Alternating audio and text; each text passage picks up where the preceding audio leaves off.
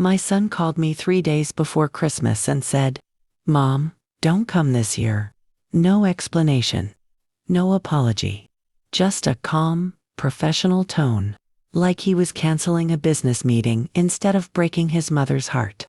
Before we begin, just a small request. Hit the like button to support our stories. And tell me in the comments where you're watching from and how you're doing. Don't forget to subscribe so you never miss a new story. Your one like, one comment, and one subscribe truly encourages us and keeps us going. Let's jump into the story. I stood in my small kitchen in Edina, Minnesota, the phone pressed against my ear, staring at the calendar. December 22nd, only 3 days left. 3 days before another lonely Christmas. It's really more of a work event, he continued. High-profile clients, investors. You'd probably be more comfortable staying home. I swallowed. I understand. 2 words. That's all I could manage. Great. We'll do something in January. Just family, he said quickly, then hung up. No, I love you. No Merry Christmas. Just silence. The house felt unbearably quiet. My eyes drifted to the refrigerator, where colorful drawings were held up by old magnets, stick figures labeled Grandma and Me, hearts, smiling suns, a small girl's handwriting spelling out love in crayon. They were from my granddaughter, Abigail. She was 9 now, and she sent these drawings secretly, slipping them into the mail when her parents weren't looking. No return address. No notes, just pictures, because even at her age, she understood that loving me had become something she needed to hide. That realization hurt more than my son's rejection. 2 years earlier, my life had collapsed when my husband, Michael, died from pancreatic cancer. 37 years of marriage ended in a quiet hospital room, his hand squeezing mine one last time as he whispered, "You'll be okay, Liz. You're stronger than you think." After his death, my children called often. They checked on me. They visited, but grief has an expiration date for some people, and once theirs ran out, so did their patience for me. Slowly, I stopped being invited. Holidays, birthdays, school events, family dinners. I became an afterthought, a responsibility, a problem they preferred not to deal with. But what they didn't know, what no one knew, was that I was sitting on something that could change everything. Because behind my quiet life, my lonely holidays, and my gentle grandmother routine, I was building something powerful, something dangerous. And very soon, the truth would explode in ways none of us could control. But before I could reveal what I had created, my son made a move that proved just how far he was willing to go, and it would force me into the hardest decision of my life. 4 years earlier, I had been sitting in a cold white hospital room when a doctor quietly said the words that shattered my world. Stage 4 pancreatic cancer. My husband, Michael, squeezed my hand. I felt his fingers tremble, though his voice stayed steady. How long? 3 to 6 months, the doctor replied gently. Michael lived just under 3. Those months passed in hospital rooms, whispered prayers, and sleepless nights. When he died, the house felt hollow, like the walls themselves were grieving. For weeks, I barely moved. But grief has a strange way of sharpening purpose, and eventually, I buried myself in my work. For 32 years, I had worked in medical imaging and artificial intelligence. While the world slept, I coded. While families gathered, I researched. I was chasing something bold. A system that could detect deadly illnesses before symptoms ever appeared. And one night, at 2:14 a.m., everything clicked. I stared at my computer screen as test results filled the display. My hands trembled. My heart raced. I ran the program again. Then again, it worked. Not just well perfectly. The algorithm could identify cancer, neurological disorders, and heart disease long before traditional scans could. It was revolutionary. It could save millions of lives. I whispered Michael's name into the empty room. This was my breakthrough, my purpose. And the moment I shared it with my son, everything began to unravel. I called Thomas that night. He sounded half asleep. "Mom, is everything okay?" "I did it," I said softly. "The algorithm works." Silence. Then his tone changed, sharpened, focused. "Tell me everything." As I explained, his breathing grew faster. "Mom, do you realize what this means? This could change the entire medical industry. This could save Hartwell. Investors are pulling back, but this could make us unstoppable." Something in his voice unsettled me. Not pride, not joy, hunger. "I want to test it more," I said carefully. "Validate the data. Protect it." "Of course," he replied quickly. "But when you're ready, we'll take this to the top. Together."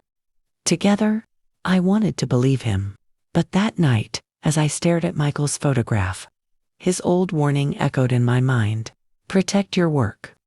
Even from people you trust. The next morning, I contacted a patent attorney. And by the end of the week, my algorithm, my life's work was legally mine. My son didn't know, yet, because when Thomas discovered what I had done, he wouldn't react with pride. He would react with fury, and that's when the real battle began. Thomas found out about the patent 2 months later, not from me, from his legal team. He called me at 6:17 a.m. His voice sharp, controlled, and terrifyingly calm. "You filed a patent. Alone." "Yes," I said. "Because it's my work." A long silence followed. "You cut me out," he finally said. "I protected myself," I replied. "And I protected your father's legacy." His laugh was cold. "You think this is about Dad? This is about control." That word hung heavy between us. From that day forward, everything changed. Thomas stopped calling unless it involved business. Family dinners disappeared. Holiday invitations dried up. My daughter-in-law, Karen, who once hugged me warmly, began treating me like an inconvenient guest. Conversations turned short. Visits became rare. And Abigail, my sweet little granddaughter, was slowly pulled away. Phone calls were limited. Sleepovers canceled. School events ignored. One day, Abigail whispered into the phone, "Daddy says you make Mommy upset." I closed my eyes. Sometimes adults feel uncomfortable when they don't get their way, I said gently. There was a pause. Then she asked, "Did you do something bad, Grandma?" That question shattered me. "No, sweetheart, never." But I began to understand the truth. This wasn't about family. It was about ownership. Thomas wanted the algorithm. He wanted full control, and I was standing in his way. Then came the email. A formal letter from his company's legal department, outlining a proposed transfer agreement. They wanted full rights, full ownership, my compensation, a small consulting fee and public acknowledgement if approved. I read it 3 times. Then I deleted it. The next morning, I transferred the core files to an encrypted offline system and locked them away. I knew then this was no longer a family disagreement. This was a war. And wars have casualties. 2 weeks later, I received another call. Not from Thomas. From a social worker. She claimed there had been concerns raised about my mental stability, about my emotional fragility, about whether I was safe living alone. My heart pounded. Someone had reported me, someone close. An evaluation was scheduled. Papers were being prepared. Power of attorney documents were mentioned. They were trying to take control of my life. Not just my work. That night, I sat in the dark, listening to the quiet hum of the refrigerator, realizing the terrifying truth. My own son was building a case against me. But what Thomas didn't know was that I had already prepared one that would completely turn the tables and expose his true intentions. I didn't sleep that night. Every shadow in the house felt heavier. Every creak of the floorboards sounded louder. My own breathing felt like it might betray me. But fear has a way of sharpening focus, and by dawn, my mind was clear. If Thomas wanted control, I would give him a battle he could never win. By 8 a.m., I was sitting in the office of a senior legal strategist in Minneapolis, a woman known for dismantling corporate power plays. I placed a thick folder on her desk and said, "I need to protect my work, my freedom, and my family." In that order. She flipped through my documents silently. Then she looked up. "You've already won. You just don't know it yet." Over the next 2 weeks, we built an iron wall of protection. A trust was created. Ownership of the algorithm was transferred into a secure, legal structure that could not be altered without my explicit consent. Licensing terms were written so carefully that any attempt to bypass them would trigger immediate legal action. But that wasn't enough. We went further. I partnered quietly with a nonprofit medical research foundation overseas, one focused on early disease detection in underserved communities. They received limited testing access under strict confidentiality. If Thomas tried to seize control, my work would already be helping people, and he couldn't stop that. Meanwhile, the concerns about my mental health were quietly dismissed after a full, independent evaluation cleared me completely. The report stated I was mentally sharp, emotionally stable, and fully capable of managing my affairs. I sent Thomas a copy. He didn't respond. But the silence was not peaceful. It was the quiet before impact. Days later, my granddaughter called in tears. "Grandma, Daddy's really mad. He says you ruined everything." I held the phone close. "Did he say why?" "He just keeps talking about money and lawyers," she whispered. "And Mommy cries a lot." Guilt twisted inside me. But deep down, I knew this pain had been inevitable. Lies don't survive pressure. They crack. Then came the invitation. A formal request to attend a private family dinner. Just us, no lawyers. No business.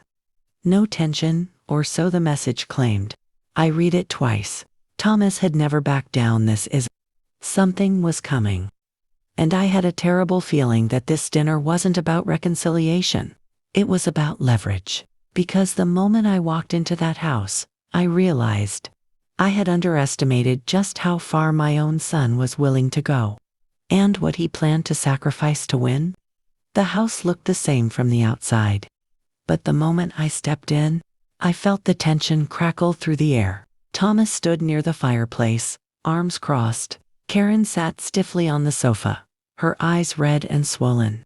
And Abigail, my sweet girl, hovered in the hallway, unsure whether she was allowed to run to me. I opened my arms. She hesitated, then rushed forward and buried her face in my coat. That small act of love nearly broke me. Dinner passed in forced politeness. Plates clinked. Forks scraped. No one spoke about the real reason we were there. Until Thomas finally cleared his throat. "Mom," he said, folding his hands carefully, "this has gone too far. You've made things complicated." "Truth usually does," I replied calmly. His jaw tightened. "You've endangered the company. The investors, our family." "No," I said softly. "I protected my life's work. And I protected your father's legacy." Karen suddenly burst into tears. "We're drowning," she sobbed. "The debts, the pressure. We thought your invention could save us." That was the moment everything became clear. This had never been about healing patients. It had always been about money. I reached into my purse and placed a folder on the table. "I've already licensed the technology to a global medical foundation," I said. "Hospitals will have access, lives will be saved, and I will receive fair compensation, enough to live comfortably. Nothing more." Thomas stared at the papers, stunned. You gave it away." "I gave it purpose." Silence filled the room. Then I stood, walked over to Abigail, and knelt in front of her. "Sweetheart, none of this is your fault. And I will always be here for you." She hugged me tightly. I turned to my son. "I love you, Thomas. But love does not mean surrender. One day, I hope you understand that." He didn't reply. I walked out into the cold night air, feeling something I hadn't felt in years: peace. Months later, my algorithm began saving lives across 3 continents. Doctors sent letters, families sent thanks. And slowly, carefully, my relationship with Abigail began to heal. As for Thomas, the distance remained. But I had learned the hardest truth of all. Sometimes, standing your ground costs you the people you love, and sometimes, it saves your soul. If this story touched your heart, don't forget to like, subscribe, and comment where you're watching from, because your support keeps these stories alive.